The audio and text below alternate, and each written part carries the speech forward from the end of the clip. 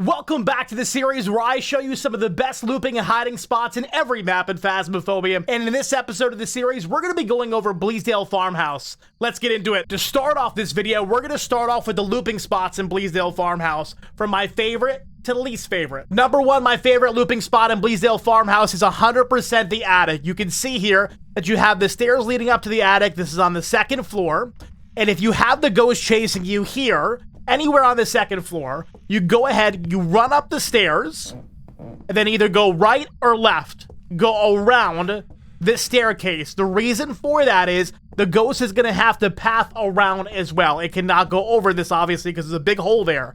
So you can loop it totally around this staircase and go back down the stairs and more than likely lose the ghost, because at this point, the ghost is still up there. It's lost line of sight of you. You're probably going to make it out alive. I use this looping spot every single time I'm on this map. It is definitely one of the strongest looping spots I've ever found in Phasmophobia. Definitely give it a try. Next up, probably to nobody's surprise, is going to be the island in the kitchen. The ability to be able to crouch down and loop this ghost around without it being able to see you is so unbelievably strong. Also, it is a very long looping spot, so you could definitely make sure you give yourself a lot of room to play with in case the ghost does catch up with you. If you got a smudge stick on you, you can get yourself out of a bad situation.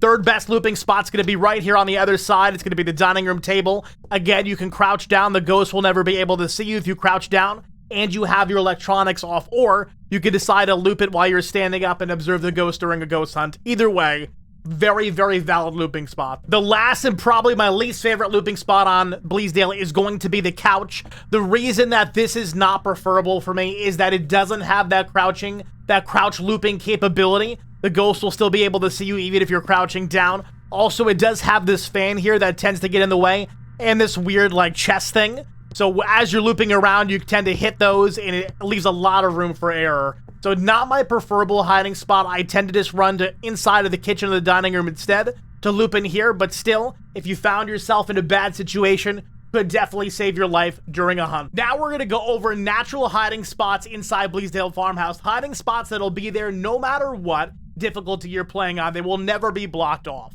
During a ghost hunt, sometimes I'll go to this back workbench area and I'll try to see if the lockers are open. Sometimes the lockers will be blocked off, especially if I'm on Nightmare, No Evidence, or Insanity.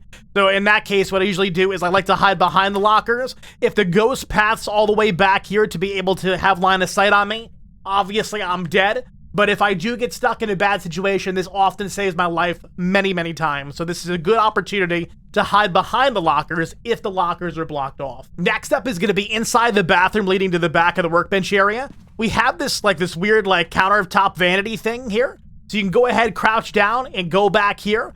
This actually protects me more often than not. Sometimes I get unlucky. If the ghost goes towards the toilet, then I'll die, or I'll have to use a smudge stick.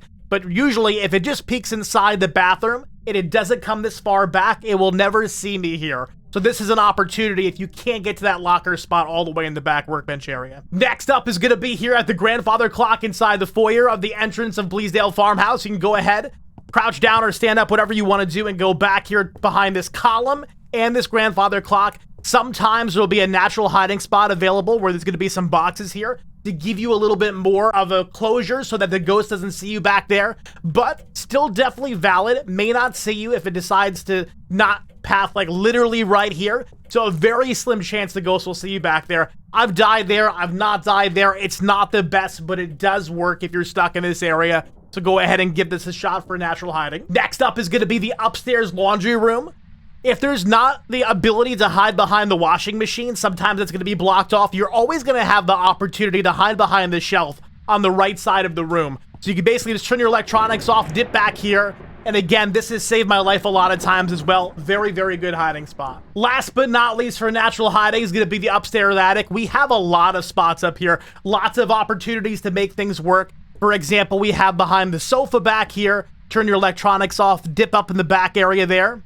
Then you have this blue workbench that's rollable. You can go ahead, turn your electronics, and try to hide behind this. You also have the opportunity to hide behind this barrel or this armchair back here. There is going to be something that's going to block you, so you can't get really, really close to the back of the armchair, but it could still block line of sight from the ghost no matter what. So there are opportunities up here. Not a ton if you have no hiding spots turned on, but there's definitely opportunities to survive up here. I hope you found this video useful. Bleasdale Farmhouse is obviously the biggest of the farmhouse, and it has a lot of opportunities for a lot of cool looping spots and a lot of cool hiding spots as well. Make sure you follow and subscribe for more if you enjoyed this kind of content, as I'm going to be continuing this series on the best hiding spots and looping spots in every single map in Phasmophobia. Thank you for watching, and until I see you next time, stay crispy, my friends.